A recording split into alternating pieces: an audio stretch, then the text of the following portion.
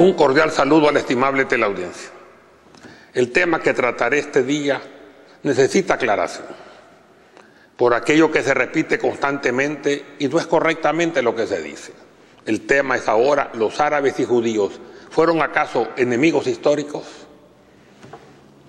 El concepto admitido de un pleito histórico entre judíos y musulmanes es totalmente erróneo, ya que hasta épocas recientes existió una histórica convivencia entre ellos, siendo los judíos a veces los protegidos de los musulmanes y otras veces sus compañeros de infortunio.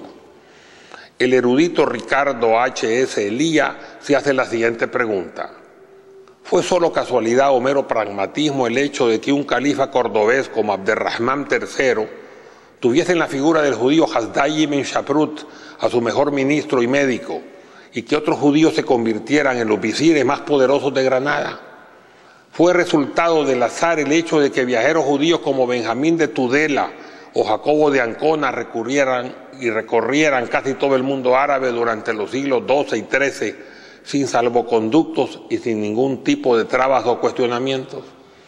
Los ejemplos de la convivencia entre judíos y árabes en el Andalus, Sefarad, Andalucía, abruman por su número y hablan a las claras de que judíos y árabes eran parte activa e integrada de una sociedad pluralista basada en la creencia de que unos y otros eran hijos del mismo padre.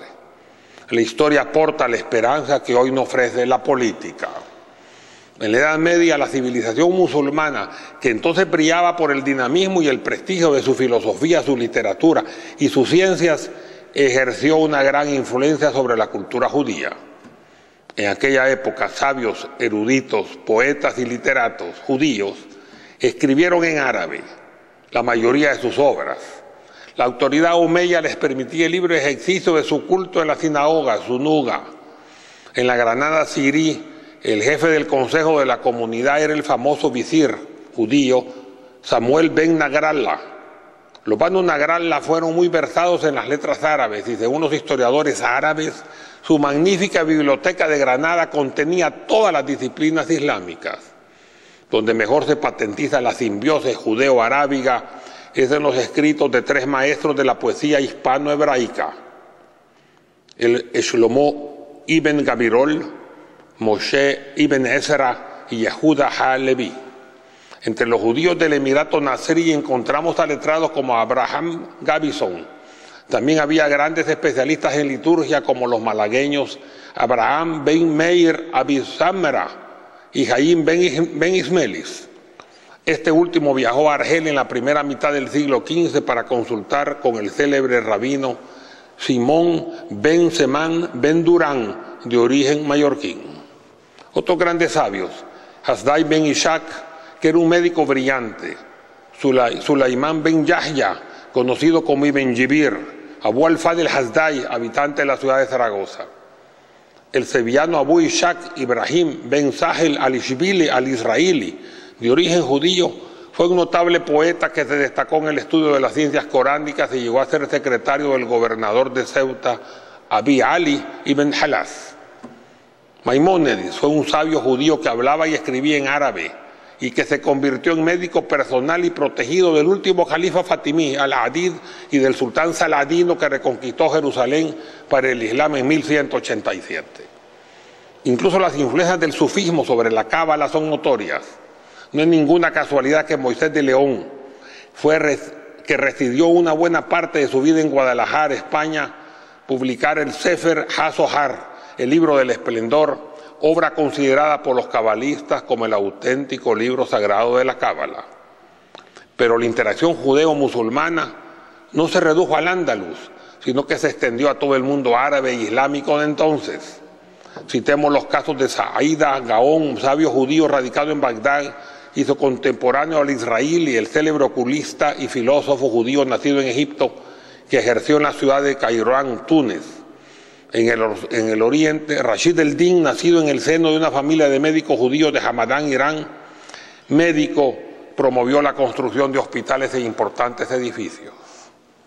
Manuel Brudo, llamado a veces Brudos Lusitanos, un criptojudío portugués que escapó de Portugal en 1530 y que al llegar a Estambul, Turquía, pudo practicar el judaísmo con entera libertad. Moshe Hamon y Musa Yalinus al-Israili fueron dos eminentes médicos judíos. En el siglo XVI, numerosos judíos bajo la protección árabe musulmana llegaron a Jerusalén. En 1535, David Rossi, un judío italiano, observó que los judíos ocupaban puestos incluso en el gobierno, algo que resultaría inconcebible en la Europa de aquel entonces. Él decía: aquí no estamos en el exilio como en nuestro país, en Europa. Aquí los guardianes de las aduanas y los peajes son judíos. No hay impuestos especiales para los judíos. Los tribunales protegían a los judíos y aceptaban su testimonio. Joseph Nassí, un judío portugués bautizado a la fuerza, se instaló en Estambul a partir de 1554, donde pudo practicar libremente sus creencias judías, etc. Un fenómeno poco conocido, pero no por eso menos trascendente, es la aparición de una pléyade de especialistas de origen judío de diversos países árabes, y también no solo en cultura general, sino que en temas árabes e islámicos en el siglo XIX, que se encuentran por centenares. Judíos y musulmanes pagarían un alto precio por esta afinidad. La unidad política, económica, cultural y religiosa de los judíos y musulmanes en Al-Ándalus, del 711 a 1492. Durante las cruzadas de 1099 a 1291 y a lo largo de la historia del Imperio Otomano, 1299 hasta 1909, hizo nacer las fobias antisemitas entre los europeos. El judío como aliado del musulmán era algo inconcebible para la paranoia que asolaba la Europa alto medieval. Los cruzados veían a los judíos muy parecidos a los musulmanes en costumbres y creencias. El culto a un solo Dios en lugares desprovistos de símbolos e imágenes. La práctica de la circuncisión, la no ingestión de carne de cerdo, su preocupación por la higiene, etc. La matanza de judíos por los cruzados en Alemania durante 1096 constituyeron los primeros antecedentes de una enfermedad incurable aparecida en Europa, el antisemitismo contra judíos y árabes, con énfasis en los judíos hasta 1944 y con énfasis en árabes y musulmanes después de esa fecha. Lo demás es historia reciente. En la práctica, exceptuando la época presente, en el mundo árabe y musulmán se tiene constancia de las buenas relaciones históricas con las comunidades judías. No existió nunca discriminación alguna, ni holocausto, ni vulneración de los derechos humanos, ni genocidio alguno. Contrario a Europa, los judíos siempre fueron bienvenidos en momentos de adversidad en el mundo árabe musulmán y protegidos en momentos del apogeo árabe donde se desarrollaron conjuntamente. Vimos un notable desarrollo de la comunidad judía en España durante el dominio musulmán en el Andaluz sefarad, y luego de su expulsión forzada en 1492 fueron acogidos con benevolencia y amistad en el Imperio Otomano musulmán.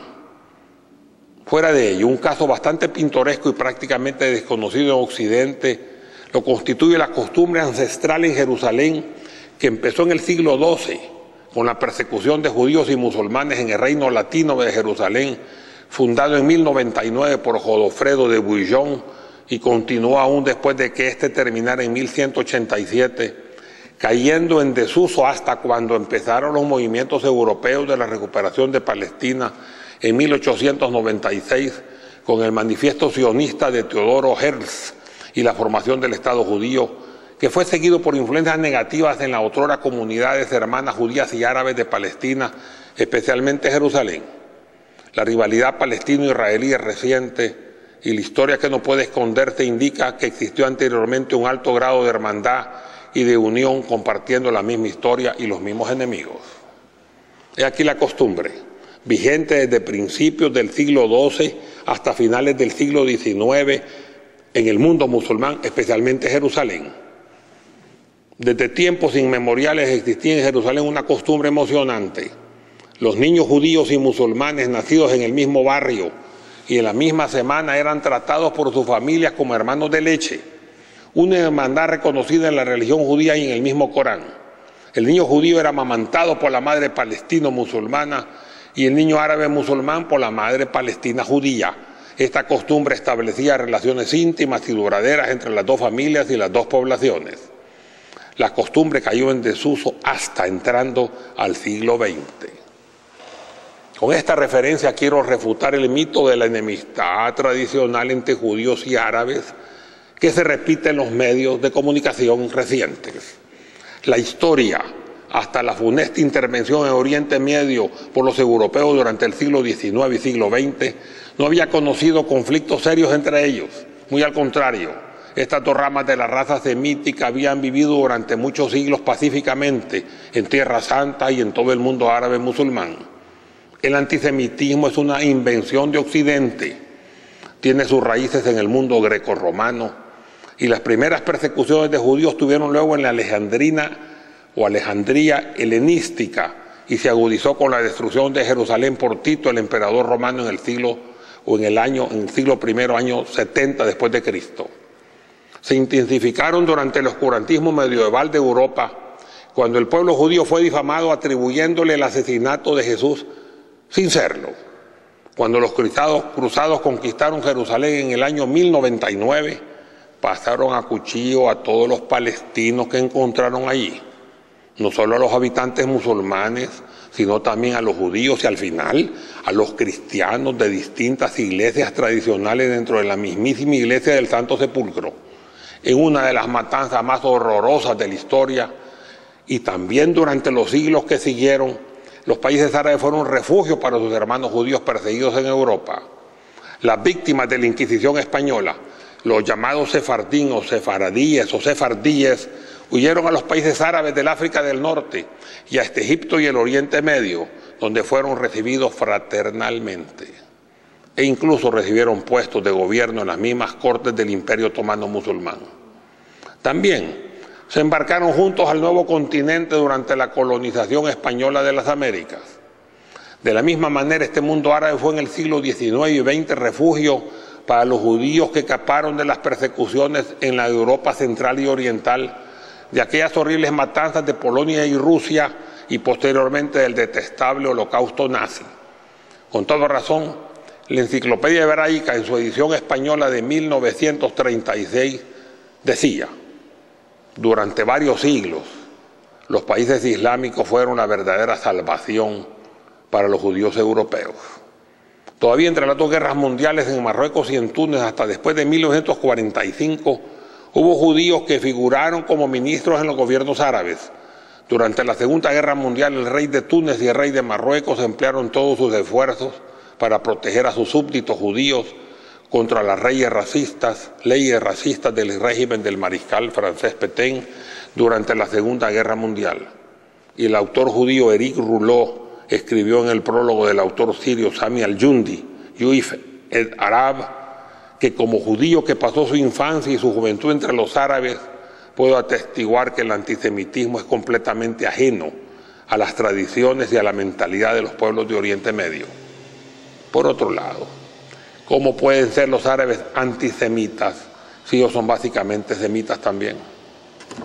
No obstante lo anterior, ojalá que la paz y la concordia, revestidas de justicia, se entroniten en los momentos presentes en el Medio Oriente y en todo el mundo.